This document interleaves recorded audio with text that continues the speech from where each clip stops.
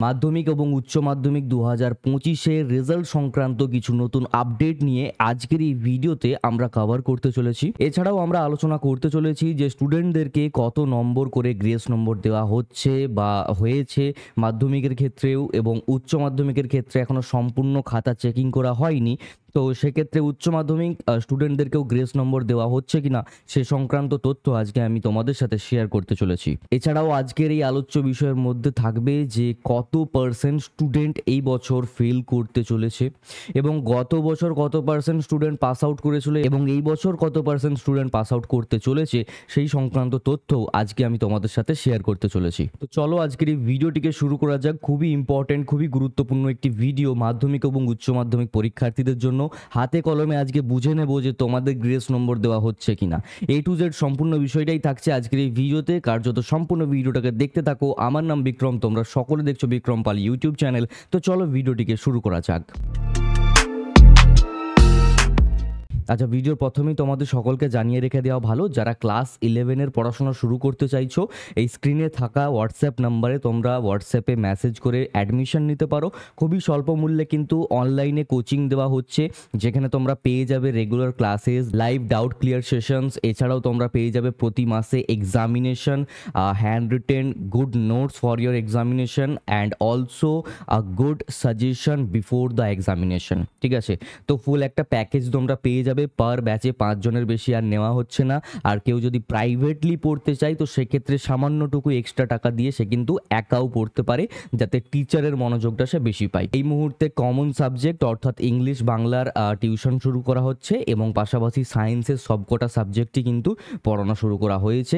Commerce এবং আর্টসের অন্যান্য যাবতীয় সাবজেক্টগুলো রয়েছে, সেই সকল সাবজেক্টগুলোতে অলরেডি ব্যাচ কমপ্লিট হয়ে গেছে, কার্যত আর স্টুডেন্ট নেওয়া হচ্ছে না। যদি তোমাদের অ্যাডমিশনের কোয়েরি থাকে তাহলে নিচে থাকা হোয়াটসঅ্যাপ নাম্বারে যোগাযোগ করতে পারো। আমাদের অ্যাডমিশন সেলে রিতেশ শাসমল মশাই কিন্তু থাকেন, এবং উনি তোমাদের সাহায্য করে দেবেন। ঠিক আছে, alright. So first of all আমি তোমাদের সকলকে এই মুহূর্তে বলবো রেজাল্ট সংক্রান্ত যেই তথ্যটা। তো রেজাল্ট সংক্রান্ত তথ্য বলতে আমরা সকলেই জানি, যেটা খুবই একটি দুঃখের সংবাদ, যে 26,000 টিচারদেরকে বাতিল করা হয়েছে তাদের চাকরি থেকে। তো সেক্ষেত্রে ওনাদের ক্ষোভ, ওনাদের রাগের প্রতিক্রিয়া আমরা পেয়েছিলাম, যে আমরা যে খাতা দেখছিলাম তো সেই খাতা আমরা যেহেতু চেক করেছি তো সেগুলোকে বাতিল করতে হবে। এছাড়াও অনেক টিচারের কাছেই খাতা ছিল এবং তারা তো আর বর্তমানে টিচার নেই আমাদের রাজ্যে। তো সেক্ষেত্রে উনি আর খাতা যে চেক করছেন না, তো এতে কতটা রেজাল্টে এফেক্ট পড়তে পারে। এবং মাধ্যমিকের তো তাও ঠিক আছে, রেজাল্ট অলমোস্ট চেকিং হয়ে গেছে, জাস্ট এখন স্ক্রুটিনি ইত্যাদি এইগুলো চলছে। কিন্তু উচ্চ মাধ্যমিকের খাতা কিন্তু এখনও সম্পূর্ণভাবে কমপ্লিট হয়নি, তাহলে যথাসময়ে রেজাল্ট কীভাবে আউট হতে পারে। তো এই যে সংক্রান্ত যে মানে কনফিউশন, যে যাবতীয় প্রশ্ন, এই প্রশ্নের উত্তর আমি তোমাদের সকলকে বলতে পারি যে ব্রাত্য বসু মহাশয় কিন্তু জানিয়েছিলেন যে রেজাল্ট যথাসময়ে প্রকাশিত করা হবে। ঠিক আছে, মাধ্যমিকের ক্ষেত্রে সেটা আমরা তাও মেনে নিতে পারি যে মে মাসের সেকেন্ড উইকের মধ্যে তোমাদের রেজাল্ট আউট হয়ে যাচ্ছে, এটা গ্যারেন্টিড তোমরা পেয়ে যাবে তোমাদের রেজাল্ট, যেহেতু তোমাদের খাতা অলরেডি চেক হয়ে গেছে।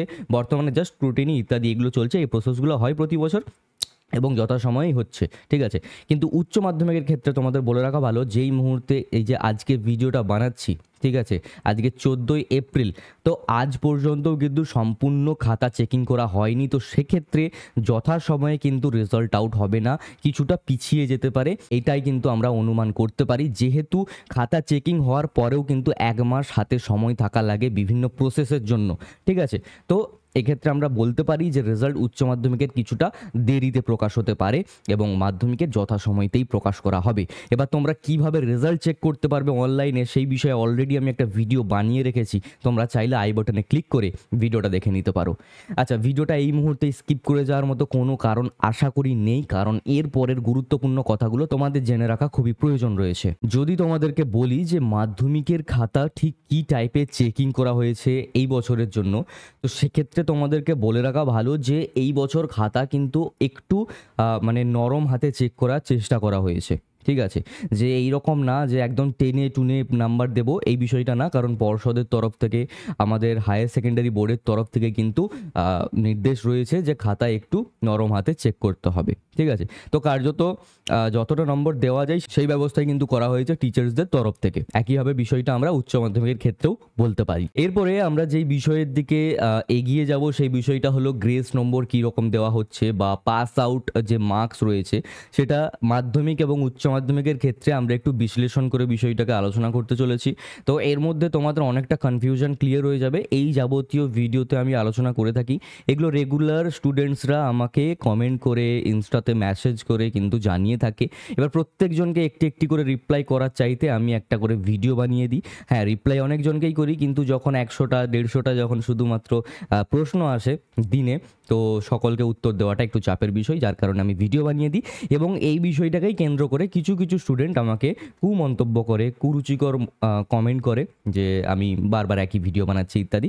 আসলে স্টুডেন্টদের সংখ্যা যেহেতু বাড়ছে, স্টুডেন্টরা আস্তে আস্তে আমাদের চ্যানেলতে জয়েন করছে, এবং সেই ভিত্তিতেই আমরা ভাইটাল কিছু কমেন্টকে ইউজ করে সেই কমেন্টের অ্যান্সার দিয়ে থাকি। তো কার্যত যাদের এই সংক্রান্ত তথ্যগুলো আগে থেকেই জানা আছে যে ঠিক আছে আমরা সব জানি, তারা কার্যত ভিডিওকে স্কিপ করে যেতে পারো। এবং যাদের এই সকল তথ্যগুলো জেনে কিছু লাভ হচ্ছে, তারা অবশ্যই আমাকে কমেন্ট করে জানাতে পারো যে তোমার ভালো লেগেছে ভিডিওটা, এতে আমি ভেতর থেকে মোটিভেশন পাবো। যাই হোক, back to the topic. First of all বলে রাখা ভালো যে মাধ্যমিকের পাস আউটের যে মার্কস সেটা হলো 25 নম্বর। এক্ষেত্রে মাধ্যমিকের ক্ষেত্রে যেই পাস আউটের যে মার্কস সেটা কিন্তু প্রজেক্ট এবং থিওরি পেপার দুটোকে মিলিয়ে হয়, ঠিক আছে। উচ্চ মাধ্যমিকের ক্ষেত্রে একটু ডিফারেন্স আছে বিষয়টা, সেটা আমি একটু পরে বলছি। প্রথমে মাধ্যমিকটা কভার করে নিই। যে 25 নম্বর মিলিত তোমাদের লাগবে, নাম্বার 1 সেটা হচ্ছে প্রজেক্ট, অ্যান্ড নাম্বার 2 সেটা হচ্ছে গিয়ে তোমাদের থিওরি পেপার, দুটো মিলিত হয়ে মিনিমাম 25 নম্বর পেতে হবে যাতে তোমরা পাস আউট করে যাও, ঠিক আছে। এরপরে তোমাকে হিসেব করে নিতে হবে যে তোমার স্কুল থেকে কত নম্বর প্রজেক্টে দেওয়া যেতে পারে। নর্মালি 10 করেই প্রত্যেকটা স্কুল দেয়, মিনিমাম 9 নম্বর দেবে তুমি যেমনই প্রজেক্ট জমা করো না কেন। আর যদি তুমি প্রজেক্ট জমা না করো, সেক্ষেত্রে কিছু কিছু স্কুল রয়েছে যারা 5-6 নম্বরের বেশি দেবেই না, ঠিক আছে, যেহেতু তুমি প্রজেক্টই জমা করোনি। এই যে 5-6 নম্বরটা পাচ্ছ, এটাও তোমার বোনাস বলতে পারো, ঠিক আছে। তো এই নিয়ে অভিযোগ কিন্তু করা যাবে না।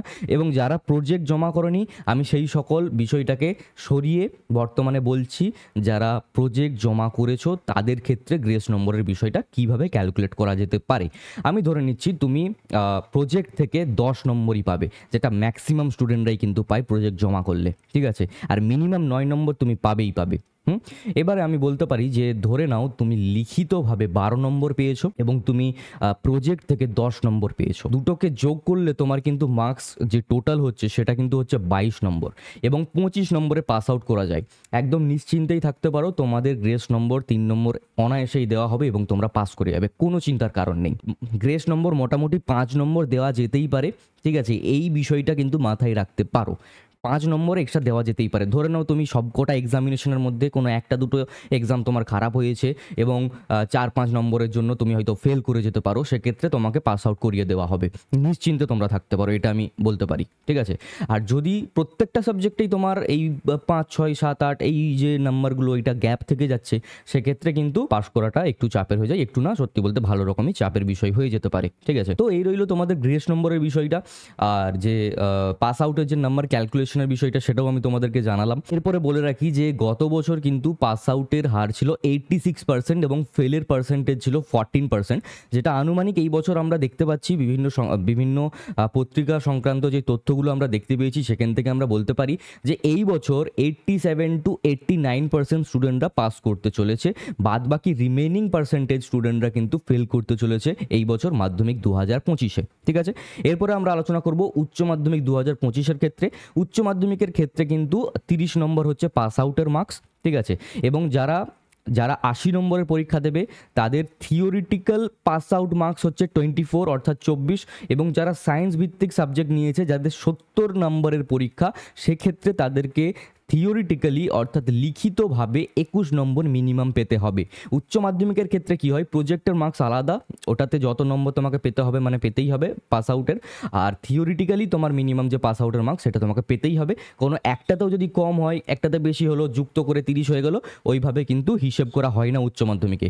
থিওরিতেও পাস মার্কস পেতে হবে এবং প্রজেক্টেও পাস মার্কস পেতে হবে, এইভাবেই কিন্তু চেক করা হয়। তাই বললাম 80 নম্বরের যে পরীক্ষাগুলো তাতে 24 নম্বর মিনিমাম থিওরিতে পেতে হবে, এবং যারা সায়েন্স ভিত্তিক সাবজেক্ট রয়েছে, ল্যাব ভিত্তিক সাবজেক্ট রয়েছে, যাদের 70 নম্বরের পরীক্ষা ছিল, তাদেরকে 21 নম্বর মিনিমাম পেতেই হবে, ঠিক আছে? তো এক্ষেত্রেও তোমাদেরকে বলে রাখা ভালো যে তোমাদের যদি ৩, ৪, ৫ নম্বর যদি গ্যাপ থাকে, যদি তোমাদের অতটুকু নাম্বারের জন্য তোমাদের মনে হচ্ছে যে আমরা এবার ফেল করে যেতে পারি, সেক্ষেত্রেও তোমরা নিশ্চিন্ত থাকতে পারো, তোমাদেরকেও গ্রেস নম্বরটুকু দিয়ে পাস আউট করিয়ে দেওয়া হবে। অবশ্যই এটা খেয়াল রাখতে হবে যে তোমাদের খাতাতে কিছু হলেও যেন জায়গা থাকে যে হ্যাঁ, আমি নাম্বার অ্যাড করে দিতে পারি। অ্যাজ আ টিচার আমি নাম্বারটা যুক্ত করে দিতে পারি, সেইটুকু জায়গা অ্যাটলিস্ট থাকা লাগবে। তাহলে তোমাদের ৪-৫ নম্বর গ্রেস নম্বর দেওয়া যেতে পারে, এতে কোনো অসুবিধে নেই। ঠিক আছে? আশা করি তোমরা সকলেই বিষয়টা বুঝতে পেরেছো। আরেকটা কথা বলে রাখা ভালো যে উচ্চ মাধ্যমিকের এই বছর পাসের হার 90-92% হতে পারে। বিভিন্ন সাংবাদিক তথ্য থেকে, বিভিন্ন টাইপের স্পিচ থেকে, বিভিন্ন আর্টিকেল থেকে আমরা যেই সকল তথ্য পেয়েছি, সেক্ষেত্রে আমরা এটা দেখতে পাচ্ছি 90-92% পর্যন্ত উচ্চ মাধ্যমিকের স্টুডেন্টরা কিন্তু পাস আউট করে যেতে পারে 2025-এর ক্ষেত্রে। তো এই রইল সম্পূর্ণ ডিটেলড একটা ভিডিও। যারা যারা পুরো ভিডিওটাকে দেখেছে আমাকে এই মুহূর্তেই একটা কমেন্ট করে জানাতে পারো, I completed the whole video. ঠিক আছে? তাহলে আমি জেনে যাব যে কারা কারা সম্পূর্ণ ভিডিও দেখেছে। আর অবশ্যই তোমরা এই ভিডিওটা দেখার পর কতটা যে তোমাদের লাভ হয়েছে সেটা আমাকে কমেন্ট করে জানাতে একদমই ভুলবে না। আশা করি তোমাদের এই ভিডিওটা ভালো লেগেছে এবং তোমরা অনেকটাই কাজে লাগাতে পারবে এই ভিডিওটা থেকে। আর এই ভিডিওটা ছিল এই পর্যন্তই। ভালো লাগলে অবশ্যই একটা লাইক করবে, শেয়ার করো বন্ধুদের সাথে, তাদেরকেও জানতে সুবিধা করে দাও। আর চ্যানেলটাকে সাবস্ক্রাইব করে নোটিফিকেশন বেলটাতে অল দাবিয়ে এইতে একেবারেই ভুলবে না এই টাইপের ভিডিও আরও পাওয়ার জন্য। দেখা হচ্ছে পরবর্তী কোনো এক ভিডিওতে নতুন কিছু টপিক নিয়ে। সকলেই ভালো থেকো, সুস্থ থেকো, বাই।